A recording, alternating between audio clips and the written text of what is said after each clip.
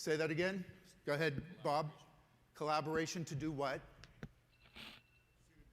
To see the big picture, to recognize our realities. The only way we can see all there is to see is to come together as a team. We need, and by the way, it is the root of creating a highly accountable culture, is making sure that we're recognizing the realities by coming together as a team, having open and candid conversations, seeking perspectives of others, asking for and offering feedback, talking about the elephant in the room, and anticipating opportunities. It's human nature, dead on, man. It is human nature. If somebody pushes or forces something on you, it's human nature to push right back. Changing your own behavior, easy or hard? Hard. Changing someone else's behavior, easy or hard? Anybody married? How about changing a whole lot of other people's behavior? It's a very difficult thing to do. But yet that's what we ask folks to do. So how do we do this? I want to put all of your minds on change right now, in the moment. When you go up to 11 to 20 new goals, in addition to maintaining the operation, everything becomes one conjumbled mess to your organization. There is no difference, when you're at 11 to 20, there is no difference between the new goals and the whirlwind. Everything is the whirlwind. In fact, when you go to 11 to 20, you abdicate leadership of any strategy to the whirlwind. You are no longer leading anything. You have a three-person culture. The way those three people think and act is producing your results. This room has 400 people. The way all 400 of you think and act produces this team's results. Your financial results, your operational results, your customer results, your employee results. The way we think and act produces our results. If you have to achieve better results in the future, can we expect to achieve better results if we keep thinking and acting the way we always have? What's the definition of insanity?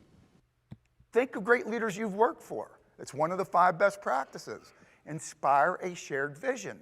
It's very difficult to act inconsistently with how you see yourself in the future. What's in it for me? How's it going to help me? How's it going to make my job easier and better? How's it going to help my team? How's it going to help the company? How's it going to help the shareholders, the community? If we're not expressing that and we don't let people know the underlying reason as to why, most likely they're going to push back. Think about people you know who consistently achieve and exceed the results they want. They're always up here with that mindset of what else do I need to do to get the result I want. And it's about ownership. If you want it badly enough, there's always some small step you can take to get closer to the result. It's how bad you want it. If you don't want it, of course you'll find an excuse why you can't do anything. Just consider this, you don't have to answer it. How much time do you personally, or your team, or your department, or your organization spend wallowing below the water playing the blame game? Boom, they fall. Do you boo them? Boo, that ain't walking, kid. Get up, you slacker. I've been walking 50 years and that ain't it. No, you don't boo them. You give them the appreciative and the constructive feedback. You tell them, here's what you're doing well, keep doing that. And then you give them the constructive. Here's what you can do to be better. Take your time, keep your balance, move a little slower. It's the combination of both that moves people forward. Erica and Rachel, it could have been, if we're going to win, Erica and Rachel, it's win-win mindset. We need to cooperate. Where then we get back here with Matt and Bob, right? Matt and Bob, it's if I'm going to win, Bob's going down, baby. Win-lose mindset, dramatically different. But I left the interpretation up to you to demonstrate that the beliefs you hold drive your actions, which produce your results in business and in your personal life. The beliefs your team holds produce your results. So it's kind of funny because trying to get a senior team aligned around what are the 1 or 2 things right now, it's not an easy thing to do because there's a lot that's important. And sometimes it gets into these value arguments. Like, don't forget why we're in business, it's bottom line, people. And someone say, hey, what about top line? Some, hey, we're all about quality here. No, what about customer experience? No, it's safety. Have you ever had to tell somebody that their loved one lost a finger?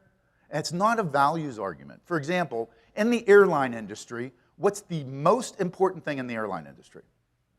Safety. It's critically important, right? It's not a good wig or wildly important goal. You know why? They already do it really well. It's the value they hold most dearly, but it's not a good, wildly important goal because they do it well. It's critical. It never goes backwards, but it's part of their whirlwind. It's part of that balanced scorecard. When the light comes on and there's a problem, they fix it. But they do it well. They don't need to apply the principles to it. The mindset here is if everything holds in the whirlwind, if everything holds, the life support, everything we're doing, which is vitally important, what's the one or two things now that moves us forward? And that's where we go after and execute flawlessly using the 4 principles. So Ted, why did you see what you saw? Yeah, I stood in front of Ted. I saw the veins popping. He's like, get out of my way. I got a task to do here. I did that for a reason. Where you're seated in the room impacts what you see, right? And I did that for a reason. Is where you're seated in this organization, does that impact the way you see the operation? Have any of you been put into a new role or new responsibility and you suddenly see things completely different? Yeah, you have a brand new perspective. Words are cheap. People will tolerate what you say. Ultimately, they will act on what they see you do. Words are cheap. Think about that. Have you ever worked for somebody that told you one thing and they themselves acted inconsistently with the message?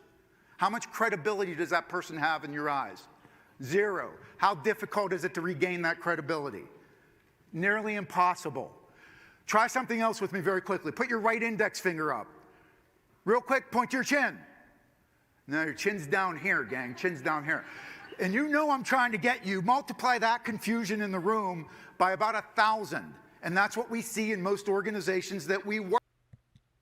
What if that was a gigantic opportunity that would blast us into a better place tomorrow, but nobody saw it because we're not talking openly and candidly. We're not seeking perspectives of others. We're not asking for and offering feedback. We're not talking about the elephant in the room. If you're not doing those things, you're missing not only opportunities, but potentially hazards.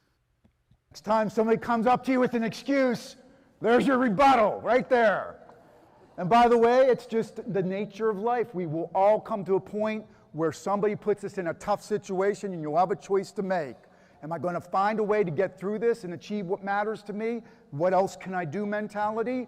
Or do I go the other direction and say, not my fault, nothing I can do, and I give up? 2 people can be confronted with the exact same challenge, same barrier, same obstacle, and end up with completely different results.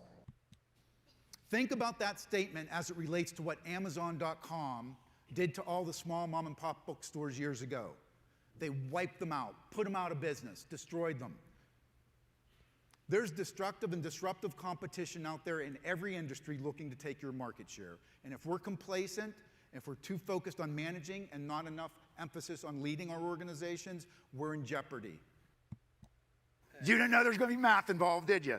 Yes, so it's 6 years. 6 years from now.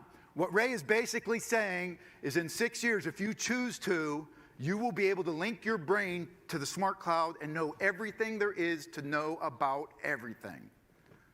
Think about how it will be to compete in a world where every human being, if they choose to, can in fact, know all there is to know about everything. It's like having the internet in your head. 53 players on a Sunday line up on a sideline, or any of them standing there saying, I'm not really sure why we're here today. Every single one is crystal clear on why they're there, to win the game. So even if number 1 up here, let's say his job is wide receiver. What's his job description as a wide receiver? Anyone? Say that again? To catch the ball. So what's your name? Garrett? Garrett, so if there's a fumbled ball like that one, does number 1 stand around saying, we should have had our fumble recovery guy in on that play? There is no fumble recovery guy. Between creating a climate where people come to work every day knowing they're playing a winnable game. They're crystal clear on what matters most. They're crystal clear on how we're measuring it. They know where we stand today, and they know where we need to go. They know the rules of the game. They know how to play. So every day they're making conscious decisions about what they can do to help move toward that final outcome, winning the game.